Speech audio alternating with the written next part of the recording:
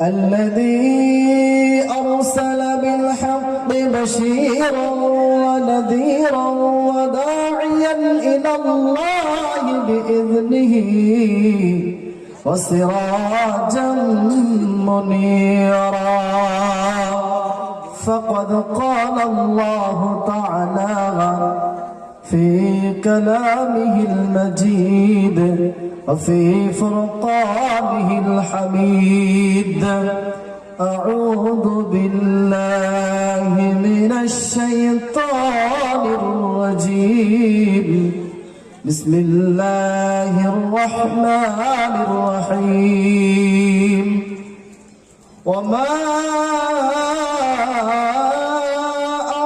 أرسلناك إلا رحمة للعالمين أو قام عليه الصلاة والسلام وقال النبي صلى الله عليه وسلم وقال الله تعالى في شان حبيبي إن الله وملائكته يصلون على النبي يا أيها الذين آمنوا صلوا عليه وسلموا تسليما اللهم صل على سيدنا مولانا محمد وعلى آل سيدنا مولانا محمد صلى الله على محمد صل على محمد هردن जुबान से निकालो पाक नामी मोहम्मद हरदम जुबान से निकालो शफीआना मोहम्मद या नबी मोहम्मद या रसूल मोहम्मद তুমি মোর শাফায়াত তুমি মোর শাফায়াত ইয়া নবী মুহাম্মদ ইয়া রাসূল মুহাম্মদ তুমি মোর শাফায়াত তুমি মোর শাফায়াত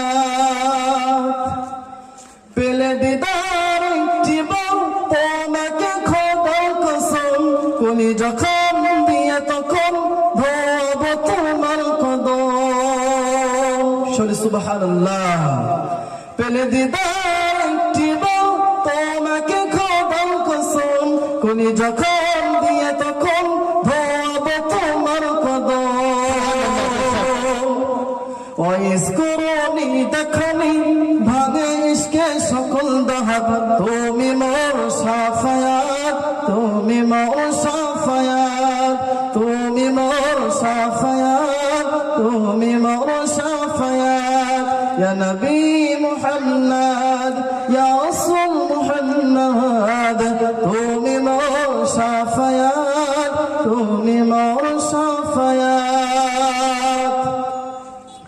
কোরআন দেখে আল কোরআন নবীর নাম দুটি কাম আল্লাহর নাম 99 গিয়ে থাম কোরআন দেখে আল কোরআন নবীর নাম দুটি কাম আল্লাহর নাম 99 গিয়ে থাম কুসুম দিহিনে দেখনি এর পাবে না কোনো সাহান তুমি মোর শাফায়াত তুমি মোর শাফায়াত তুমি মোর শাফায়াত তুমি মোর শাফায়াত হে প্রভু রহমান তোমার শেরদান নূরানি আল কোরআন নূরানিয়াল কোরআন নূরানিয়াল কোরআন নূরানিয়াল কোরআন।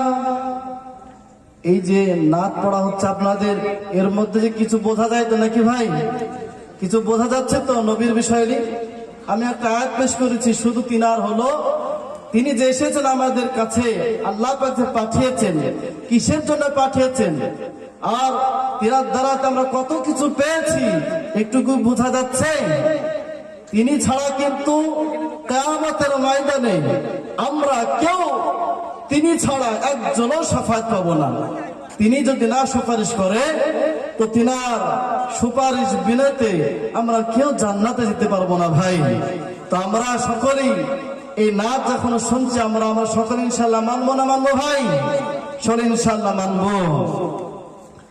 আল্লাহ পাক আজকের যেই মসজিদের উন্নতি কল্পে বিরাট ইসলামিক ধর্মসভার আয়োজন করেছেন আপনারা ঝাউদা গ্রামবাসী। জোহর হইতে এখন পর্যন্ত অনেকেই নাতে রাসূল পড়েছেন এবং কোরআন থেকে তেলাওয়াত করেছেন, এবং আমাদের হুজুর তিনিও বসে আছেন। সকল কি একটাই কথা জানালেন যে এখানে আপনারা আসুন এই জন্য যে কিছু কোরআন থেকে, কিছু হাদিস থেকে, কিছু নবীর বাণী, আল্লাহর কথা আমরা সকলে শুনবো, এই জন্য আহ্বান করেছে না করে নাই? করেছে ভাই। তো আল্লাহ পাক আমাদেরকে আজকে এই সুবর্ণ একটা সুযোগ দিয়েছে যে নেকি শুধু কুড়িয়ে নাও পাগল নাকি, আজকে তোমরা এখানে তওবা করার সুযোগ পেয়েছো মুসলমান ভাই, তোমরা সবাই ছুটে ছুটে আসো। শরীর সুবহানাল্লাহ, একটা সুযোগ আছে না নাই? আছে।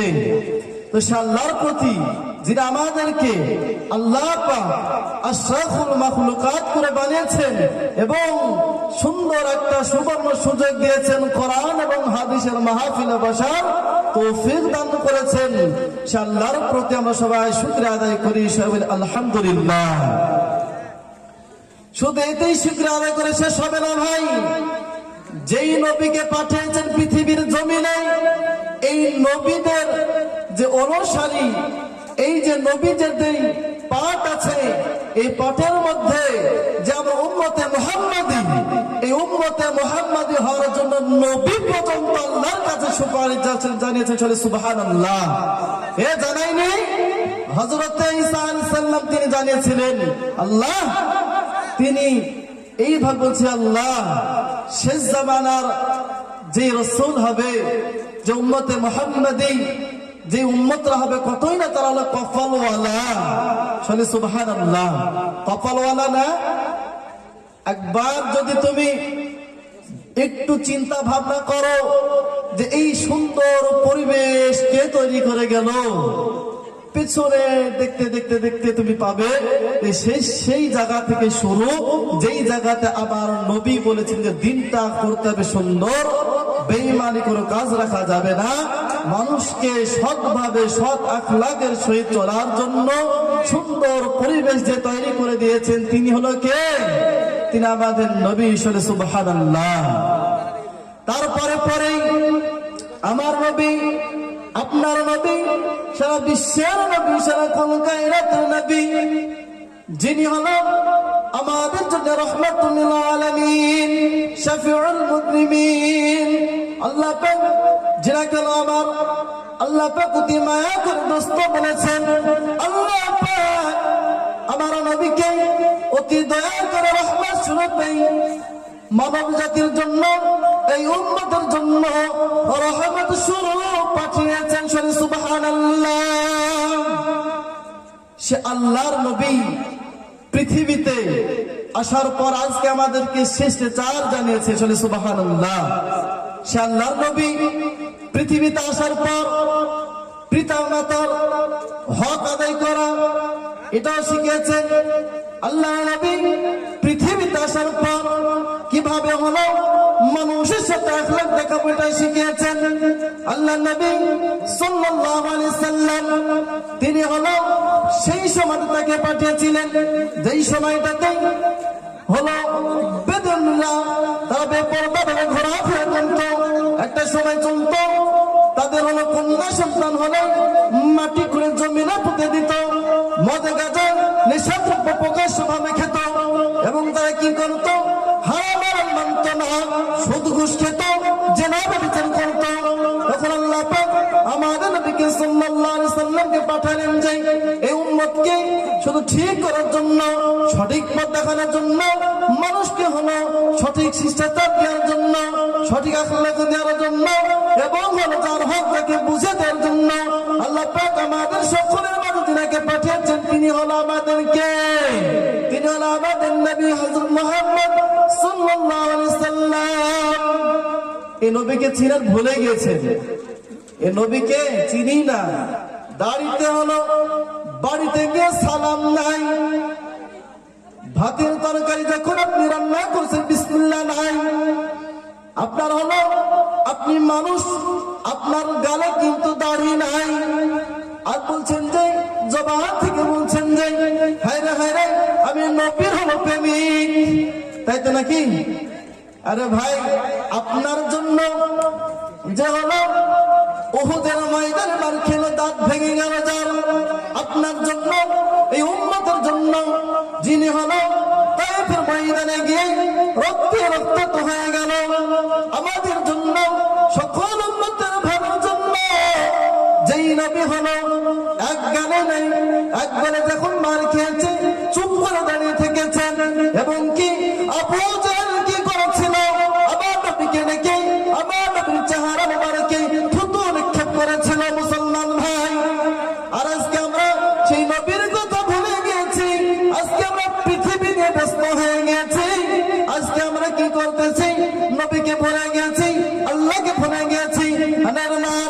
যখন নবীকে ভুলে যাবে, আল্লাহকে ভুলে যাবে, তখন তুমি অবশ্যই খেয়াল করবে যে আমাদের যখন স্কুলে যখন মাস্টার স্যার থাকে, যখন হলো স্কুলে হেড মাস্টার পড়াশোনা শিখায়, যখন হলো আপনার গ্রামের যে মেম্বার যখন সে বিচারে বসায়, তখন ওরা কি করে, তারা যে আদেশ করে সেই আদেশ অনুযায়ী কাজ করা হয় কি হয় না?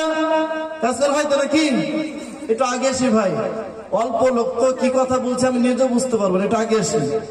এখানে আমাদের হুজুর বসে আছে, ছোট বড় ভুল হতে পারে, একটু আগে আসি, মুখ দিয়ে কথা বললে ভালো লাগবে আপনাদের। তো হলো যখন হলো স্কুলে দেখবেন মাস্টার সাহেব তিনি হলো শিক্ষা দেন না, বলেন যে এই কাজ করা ভালো, এই কাজ করা ভালো, ওই কাজ করা ভালো, এই কাজ করা খারাপ, ওই কাজ করা খারাপ, যখন বলে তখন অবশ্যই এটাকে শিক্ষা আমরা মনে করি, তাই না? যখন আপনি হলো মাস্টারের উপর দিয়ে চলে যাবেন, মাস্টারকে আপনি মানবেন না, হুজুরদেরকে ইজ্জত করবেন না, উলামাদেরকে আপনি ইজ্জত করবেন না, তখন মনে করবেন যে আপনি ছেলেটা ধ্বংস হয়ে যাবেন। আপনি ছেলেটা আস্তে আস্তে আস্তে মূর্খ জাহেল হওয়ার পর আস্তে আস্তে কি হবে, আপনি ধ্বংস হয়ে যাবেন। তো আমাদের নবীকে যখন আমরা ছেড়ে দেব না, যখন আমাদের নবী মুহাম্মদ সাল্লাল্লাহু আলাইহি সাল্লামকে যখন আমরা মানব না, তখন কি হবে, আমরা আস্তে আস্তে আস্তে ঈমান থেকে বঞ্চিত হতে থাকবো, কোরআন থেকে বঞ্চিত হতে থাকবো। তখন আপনি মনে করবেন তখন আপনাকে কিন্তু আল্লাহ পাক ছাড় দিচ্ছেন কিন্তু ছেড়ে দেননি। ছেড়ে দিয়েছেন নাকি ভাই? ছেড়ে দেয়নি। তা আমাদের নবীকে, আমাদের নবী হযরত মুহাম্মদ সাল্লাল্লাহু আলাইহি সাল্লামকে আল্লাহ পাক যেই কারণে রহমত বলেছেন, এই বিষয়টা আমরা জেনে নেব। কিন্তু হলো আজকে আমরা এত হতভাগা যে হলো আমরা নবীকে ঠিকভাবে মানি না এবং আমরা তিনার যে আখলাক সে আখলাককে আমরা গড়াই নিই না এবং হলো আমাদের জীবনে বাস্তবায়িত আমরা করি না। আল্লাহ পাকের নবী সাল্লাল্লাহু আলাইহি সাল্লাম, প্রত্যেকটা নবীর একটা করে কিন্তু দোয়া ছিল, দুটো করে দোয়া ছিল। আমাদের নবী হযরত মুহাম্মদ সাল্লাল্লাহু আলাইহি সাল্লাম তিনার জীবন দশায় এত যে কষ্ট হলো, এত যে তার রক্তক্ষরণ হলো, দাঁত মোবারক ভেঙে গেল এবং তিনার জন্মভূমি ছেড়ে ছেড়ে চলে যেতে হলো। এরপরও কিন্তু তিনি সেই দোয়া দুটো করে নাই। যখন নূহ আলাইহিস সালামের জামানায়, যখন নূহ আলাইহিস সালামদের কওমদেরকে যখন 950 বছর ধরে দাওয়াত দেওয়া হলো, যখন দাওয়াত দেওয়া হলো, তখন নূহ আলাইহিস সালামের কথা যখন শুনলো না, তখন নূহ আলাইহিস সালাম আর বিরক্তরা সহ্য করতে পারলেন না, কেবল আল্লাহ এই কওমকে আপনি ধ্বংস করে দিন। কি বলেছিল? ধ্বংস করে দিন। ওই দিন কিন্তু সেই দোয়াটা কবুল হয়ে গিয়েছিল। সেই কওমকে কিন্তু পানির বন্যাতে ভাসিয়ে দিয়ে কিন্তু ধ্বংস করে দিয়েছিল। হযরত মুসা আলাইহিস সালামের জামানায় ওই দোয়াটা করেছিল। যখন ফেরাউনের সেনাবাহিনীরা তাদেরকে টানতে টানতে নিয়ে নীল নদের পারে নিয়ে চলে গেল, তখন সামনে নীল নদ ছিল, তখন কিন্তু কি করেছিল?